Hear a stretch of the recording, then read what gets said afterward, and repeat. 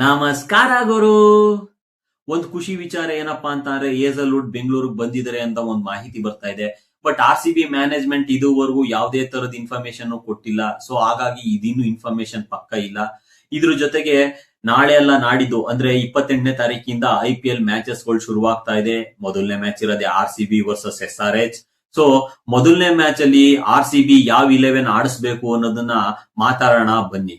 ಮೊದಲನೇ ಪ್ಲೇಯರ್ ಬಂದು Phil Salt opener ಆಗಿ ಆಡೋದ್ರಿಂದ ಇವರು ಯಾವುದೇ ಭಯ ಇಲ್ದೇನೆ ಧೈರ್ಯವಾಗಿ ಆಡೋದ್ರಿಂದ ಇವ್ರನ್ನ ಆಡಿಸ್ಬೇಕು ಅಂತ ಹೇಳ್ತೀನಿ. ಎಷ್ಟೊಂದ್ ಜನ ಹೇಳ್ತಾರೆ ಇವ್ರ ಜಾಗಕ್ಕೆ ಜೇಕಬ್ ಬೆಥಲ್ ಆಡಿಸ್ಬೇಕು ಅಂತ. ಜೇಕಬ್ ಬೆಥಲ್ ಫಾರ್ಮ್ ಅಲ್ಲಿ ಇದಾರೆ ಅನ್ನೋದು ಗೊತ್ತು. ಫಿಲ್ ಸಾಲ್ಟ್ ಇತ್ತೀಚೆಗೆ ಫಾರ್ಮ್ ಅಲ್ಲಿ ಇಲ್ಲ ಅನ್ನೋದು ಗೊತ್ತು. ಬಟ್ ಆದ್ರೆ ಫಿಲ್ ಸಾಲ್ಟ್ ಆಲ್ರೆಡಿ ಈ ಒಂದು ಜಾಗದಲ್ಲಿ ಆಡಿ ಪ್ರೂವ್ ಮಾಡಿದ್ದಾರೆ. ಜೇಕಬ್ ಬೆಥಲ್ ನ ಬೇರೆ ಜಾಗದಲ್ಲಿ ಆಡಿಸಬಹುದಾ ಅನ್ನೋದನ್ನ ಯೋಚನೆ ಮಾಡಬೇಕು. ಬಟ್ ಈ ಜಾಗಕ್ಕೆ ಫಿಲ್ ಸಾಲ್ಟ್ ಬೆಸ್ಟ್ ಅಂತ ಹೇಳ್ತೀನಿ. ಇನ್ನ ಎರಡನೇ ಪ್ಲೇಯರ್ ಆಗಿ ಕಿಂಗ್ ಕೊಹ್ಲಿ. ಈ ಒಂದು ಜಾಗಕ್ಕೆ ಬೇರೆಯವ್ರನ್ನ ಆಡ್ಸೋದಕ್ಕೆ ಯಾರ ಕೈಲೂ ಸಾಧ್ಯ ಇಲ್ಲ. ಇವ್ರು ಇರೋವರೆಗೂ ಇವ್ರ ಜಾಗಕ್ಕೆ ಇವರೇ ಸೂಟಬಲ್, ಬೇರೆ ಯಾರು ಸೂಟಬಲ್ ಅಲ್ಲ.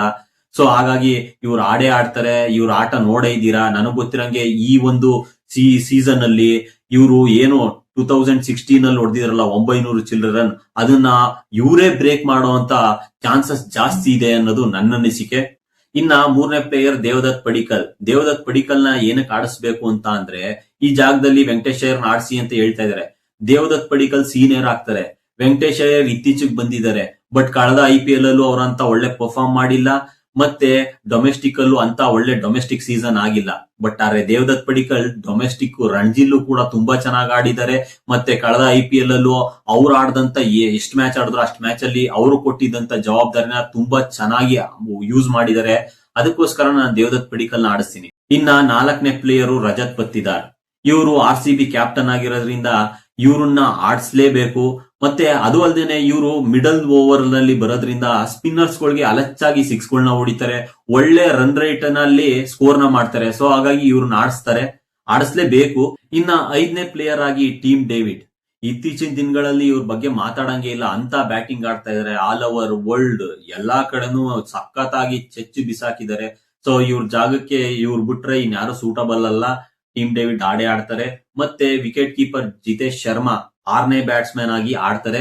ಸೊ ಇವ್ರ ಜಾಗಕ್ಕೆ ಬೇರೆ ರೀಪ್ಲೇಸ್ಮೆಂಟ್ ಇದ್ರುನು ಬಟ್ ಇವ್ರು ಒಳ್ಳೆ ಫಿನಿಶರ್ ಅಂತ ಆಲ್ರೆಡಿ ಪ್ರೂವ್ ಮಾಡ್ಬಿಟ್ಟಿದ್ದಾರೆ. ಸೊ ಜಿತೇಶ್ ಶರ್ಮನ ಆಡಿಸ್ತಾರೆ. 7ನೇ ಪ್ಲೇಯರ್ ಆಗಿ ಕೆರೆಬಿಯನ್ ಡ್ರ್ಯಾಗನ್ ರೊಮ್ಯಾರಿಯೋ ಶೆಫರ್ಡ್ ನ ಆಡಿಸ್ತಾರೆ. ಯಾಕೆಂದ್ರೆ ಇವರು 1 ಅಥವಾ 2 ಓವರ್ ಅಲ್ಲಿ ಯಾವ ತರ ಮ್ಯಾಚ್ ನ ಟರ್ನ್ ಮಾಡ್ತಾರೆ ಅಂತ ಕಳೆದ IPL ನಲ್ಲಿ ಆಲ್ರೆಡಿ ಪ್ರೂವ್ ಮಾಡಿರೋದ್ರಿಂದ ಇವ್ರನ್ನು ಆಡಿಸ್ತಾರೆ.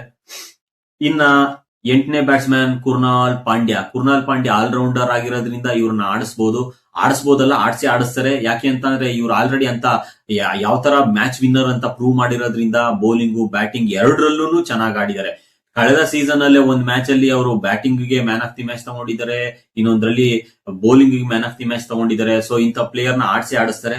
ಇನ್ನ 9ನೇ ಪ್ಲೇಸ್ ಅಲ್ಲಿ ನಮ್ಮ ಬೌಲಿಂಗ್ ಹೆಡ್ ಆಗಿರೋಂತ ಭುವನೇಶ್ವರ್ ಕುಮಾರ್ ಸ್ವಿಂಗ್ ಕಿಂಗ್ ನ ಆಡಿಸ್ತಾರೆ. ಯಾಕೆಂತಂದ್ರೆ ಇವರು ಸೀನಿಯರ್ ಮತ್ತೆ ಒಳ್ಳೆ ಅನುಭವ ಇದೆ. ಇವರೇ ಬೌಲಿಂಗ್ ಟೀಮ್ ನ ಲೀಡ್ ಮಾಡೋದ್ರಿಂದ ಇವ್ರನ್ನ ಆಡಿಸ್ತಾರೆ. ಮತ್ತೆ 10ನೇ ಪ್ಲೇಸ್ ಅಲ್ಲಿ ಇನ್ ಕೇಸ್ ಏಸಲ್ವುಡ್ ಆಡ್ಲಿಲ್ಲ ಅಂತ ಅಂದ್ರೆ ಈ ಆಪ್ಷನ್ ಹೇಳ್ತೀನಿ. ಯಾಕೆಂದ್ರೆ ಏಸಲ್ವುಡ್ ಇನ್ನು ಅವ್ರ ಫಿಟ್ನೆಸ್ ಎಲ್ಲ ಚೆಕ್ ಆಗಿ ಮತ್ತೆ ಬಂದಿರೋದ್ ಕನ್ಫರ್ಮ್ ಆಗಿ RCB ಮ್ಯಾನೇಜ್ಮೆಂಟ್ ಅನೌನ್ಸ್ ಮಾಡಿದಾಗ್ಲೇನೆ ನಮಗ್ ಗೊತ್ತಾಗೋದು. ಸೊ ಇನ್ ಕೇಸ್ ಅವ್ರು ಆಡ್ಲಿಲ್ಲ ಅಂತಂದ್ರೆ ನಾನು ನುವಾನ್ ತುಷಾರನ್ನ ಆಡಿಸ್ತಾ ಇದ್ದೀನಿ. ಯಾಕೆ ಜೇಕಬ್ ಡಫಿ ಆಡಿಸ್ತಾ ಇಲ್ಲ ಅಂತ ಅಂದ್ರೆ ಇತ್ತೀಚೆಗೆ ನಡೆದಂತ ಈ T20 ಇಂಟರ್ನ್ಯಾಷನಲ್ ವರ್ಲ್ಡ್ ಕಪ್ ಅಲ್ಲಿ ಇಂಡಿಯಾದಲ್ಲಿ ಅಂತ ಒಳ್ಳೆ ಸೀಸನ್ ಆಗಿಲ್ಲ. ಅವ್ರಿಗೆ ಬೌಲಿಂಗ್ ಚೆನ್ನಾಗಿ ಮಾಡಿಲ್ಲ. ಸೊ ಹಾಗಾಗಿ ಅವ್ರನ್ನ ಆಡಿಸ್ತೇನೆ, ನುವಾನ್ ತುಷಾರನ್ನ ಆಡಿಸ್ತೀನಿ. ಯಾಕೆಂದ್ರೆ seniority wise Nuvan Tushar senior ಆಗ್ತಾರೆ. ಮತ್ತೆ ಜೇಕಬ್ ಡಫಿ ಅಂತ ಒಳ್ಳೆ ಸೀಸನ್ ಆಗಿದ್ರೆ ಇನ್ ಕೇಸ್ ವರ್ಲ್ಡ್ ಕಪ್ ಅಲ್ಲಿ ಇವ್ರು ಪ್ರಿಫರೆನ್ಸ್ ಕೊಡ್ತಾ ಇದ್ನೇನೋ. ಬಟ್ ಅಂತ ಒಳ್ಳೆ ಸೀಸನ್ ಆಗಿಲ್ಲ. 11ನೇ ಪ್ಲೇಸ್ ಅಲ್ಲಿ ಮಂಗೇಶ್ ಯಾದವ್. ಇವ್ರನ್ನ SDL ಪ್ಲೇಸ್ ಗೆ ರೀಪ್ಲೇಸ್ಮೆಂಟ್ ಅಂತಾನೆ ಬೈ ಮಾಡಿರೋದು. ಅದು ಅಲ್ದೇನೆ ಇನ್ನೊಂದು ಪ್ಲಸ್ ಪಾಯಿಂಟ್ ಏನು ಗೊತ್ತಾ, ಇವರು ಸೀಮ್ ಬೌಲರ್ ಜೊತೆಗೆ ಆಲ್ರೌಂಡರ್ ಅಂದ್ರೆ ಬೌಲಿಂಗ್ ಜೊತೆಗೆ ಬ್ಯಾಟಿಂಗು ಆಡ್ತಾರೆ. ಹಂಗಾಗಿ ಇವ್ರನ್ನ 5 ಕೋಟಿವರೆಗೂ ಹೋಗಿ RCB ಬಿಟ್ ಮಾಡಿದ್ದಾರೆ. ಸೊ ಇವ್ರನ್ನ ಪಕ್ಕ ಅಷ್ಟು ಕೊಟ್ಟ ಮೇಲೆ ಆಡಿಸ್ತಾರೆ. ಯಾಕೆ ರಸಿಕ್ಸ್ ದಾರ್ ಆಡ್ಸಲ್ಲ ಅಂತ ಅಂದ್ರೆ ಮೈನಸ್ ಏನು ಅಂತಂದ್ರೆ ರೈಟ್ ಹ್ಯಾಂಡ್ ಬೌಲರ್, ಇವರು ಲೆಫ್ಟ್ ಹ್ಯಾಂಡ್. ಯಾಕೆಂತಂದ್ರೆ ಇವ್ರೊಬ್ರನ್ನೇ ಲೆಫ್ಟ್ ಹ್ಯಾಂಡ್ ಸೀಮರ್ ಇರೋದ್ರಿಂದ ಇವ್ರನ್ನೇ ಆಡಿಸ್ತಾರೆ. ಯಾಕೆಂದ್ರೆ Bhuvneshwar Kumar right hand, Nuwan Thushara right hand ಆಗ್ತಾರೆ.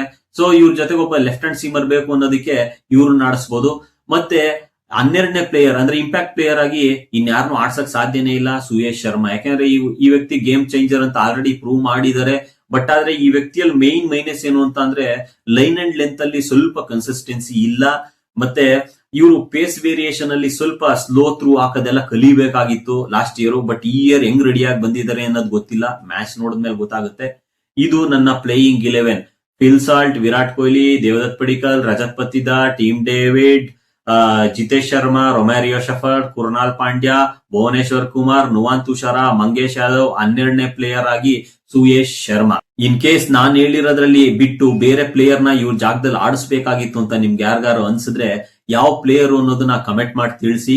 ಹಾಗೆ ಇನ್ನು ಯಾರು ನಮ್ ಚಾನೆಲ್ ನ ಸಬ್ಸ್ಕ್ರೈಬ್ ಮಾಡಿಲ್ಲ, ಬೇಗ ಬೇಗ ಸಬ್ಸ್ಕ್ರೈಬ್ ಮಾಡ್ಕೊಳ್ಳಿ. ಮತ್ತೆ ಮುಂದಿನ ವಿಡಿಯೋದಲ್ಲಿ ಸಿಗ್ತೀನಿ. ಅಲ್ಲಿವರೆಗೂ ನಮಸ್ಕಾರ ಗುರು.